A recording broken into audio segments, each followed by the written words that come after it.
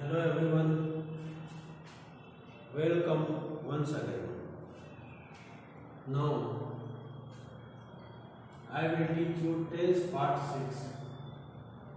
इसके अंतर्गत हम पढ़ेंगे फ्यूचर परफेक्ट टेंस और फ्यूचर परफेक्ट कंटिन्यूअस टेंस. ये टेंस का अंतिम अध्याय है.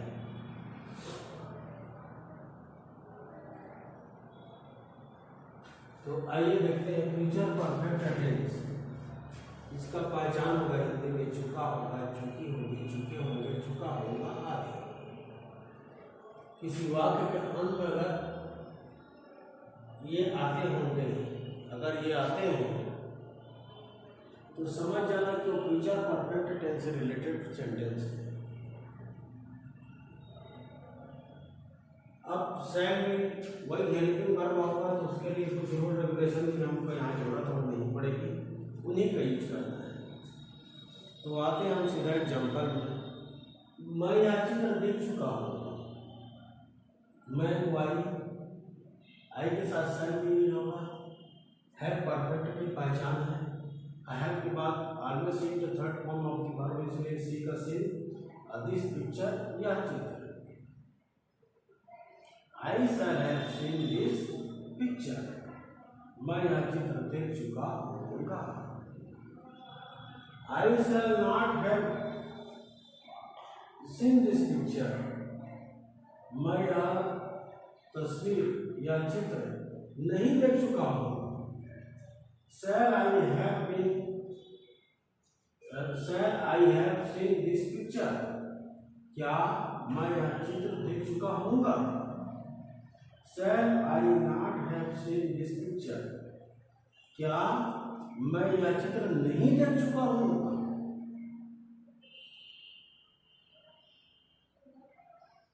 आइए सेकेंड एग्जाम्पल की ओर चलते हैं, जहाँ हिंदी देखेंगे वह अपना गृह कार्य समाप्त कर चुका होगा. तो वह को ही आई के साथ भी लगेगा. उसके बाद हैव टेंस में सब में रहेगा. वर्ब का थर्ड फॉर्म समाप्त करना का फिनिट. अपना के लिए ही के लिए हिज होमवर्क गृह कार्य. ही will have finite his homework. वह अपना गृह कार्य समाप्त कर चुका होगा. अगर हम निगेटिव बनाना चाहेंगे तो हेल्पिंग वर्ब विल के बाद हमको नॉट लिखना है. He will not have finished his homework. और अगर हम इंट्रोगेटिव बनाना चाहेंगे तो will he have finished his homework. और इसी को हम चौथे प्रकार से अर्थात इंट्रोनिगेटिव अगर हम बनाना चाहेंगे तो will he not have finished his homework. Will he not have finished his homework. क्या वह अपना गृह कार्य समाप्त नहीं कर चुका होगा. इस प्रकार फ्यूचर परफेक्ट टेंस को यही विराम देते हुए हम आपको ले चलते हैं future perfect continuous tense. Future perfect continuous tense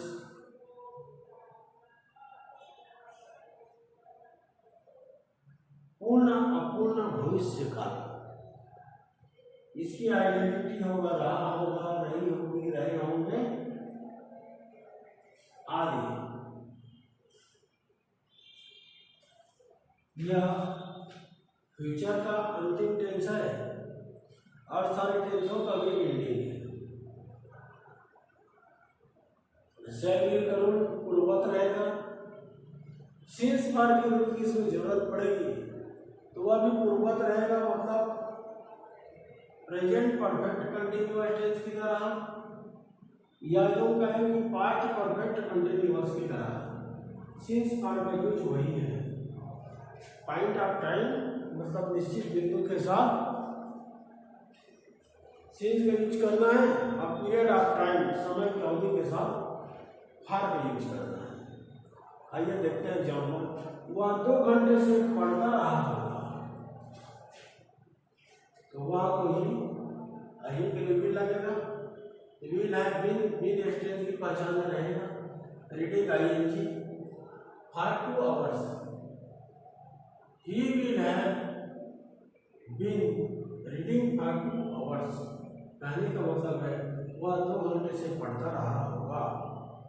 negative बनाना चाहेंगे तो हम नॉट लिख देंगे, विल के बाद he will not have been reading for 2 hours. Interrogative बनाएंगे तो विल को आगे कर देंगे सब्जेक्ट के लिए, will he have been reading for 2 hours. और इंट्रोगेटिव में विल सब्जेक्ट के पहले और नॉट सब्जेक्ट के जस्ट तुरंत बाद। इस प्रकार हमें सेंटेंस मिलेगा will he not have been reading for 2 hours.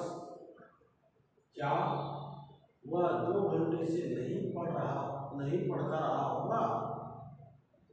मैं सुबह से क्यों नहीं होंगी, सेकेंड एग्जांपल हम देखते हैं। तो मैं को आई के साथ अकॉर्डिंग टू रूल सेल और हैव बीन तो रहेगा ही, और प्लेइंग और सिंस फॉर की जगह मॉर्निंग डिफिनिट टाइम है, ये पॉइंट ऑफ टाइम है, इसलिए हम सिंस मॉर्निंग के बिफोर सिंस का यूज करेंगे। इस प्रकार हमारा पूरा सेंटेंस बनेगा I shall have been playing since morning. अगर नेगेटिव बनाएंगे तो I shall not have been playing since morning, मैं सुबह से नहीं खेल रही होंगी। Shall I have been playing since morning, क्या मैं सुबह से खेलती रही होंगी।